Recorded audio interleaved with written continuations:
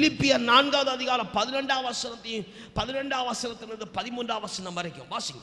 பிலிப்பியர் 4வது அதிகாரம் 12வது வசனத்திலிருந்து வாசி.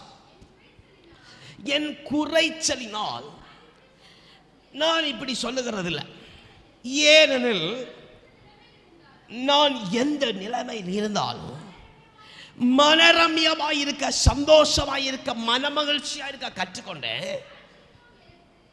தாழ்ந்திருக்கவ எனக்கு தெரியும், வாழ்ந்திருக்கவ எனக்கு தெரியும்.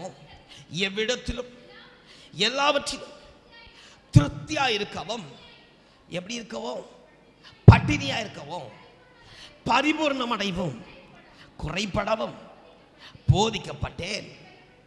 என்னை பலப்படுத்த கிறிஸ்துவினாலே எல்லாவற்றையும் செய்ய எனக்கு பலன் உண்டு. அப்போஸ்தலன் பவுல் சொல்லுகிறான். அல்லேலூயா.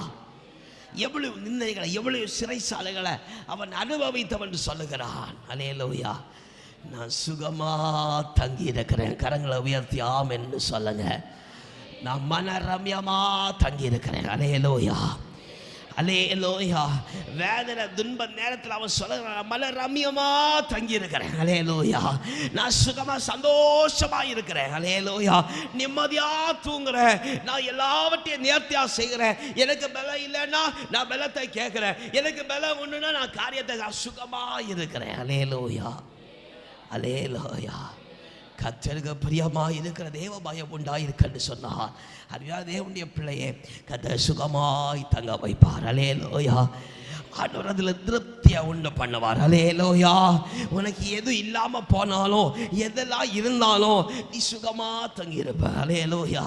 அவனுடைய பாடல்களை கேட்டு அவன் நாமத்தை மயம்படுத்தி சுகமாய், அவன் சஞ்சலப்பில்லாமல் சுகமாய் தங்கியிருப்ப. அல்லேலூயா, அல்லேலூயா, அல்லேலூயா. அப்போஸ்தலன் பவுலுக்கு எவ்வளவு பாடு நெருக்கங்களோ அவன் சொல்லுறான், நான் போதிக்கப்பட்டிருக்கிறேன். ஊழியக்காரன் நம்ம ஆண்டவர் சொல்லி தந்திருக்கிறார். ஆண்டவரை கற்று தந்திருக்கிறார். தேவ பயத்தை கற்று தந்திருக்கிறார். அந்த தேவ பயத்தினால, நான் போதிக்கப்பட்டிருக்கிறனால, நான் ஆலோசனை பெற்றுக்கிறனால நான் இப்போ சுகமா தங்கி இருக்கிறேன். அல்லேலூயா.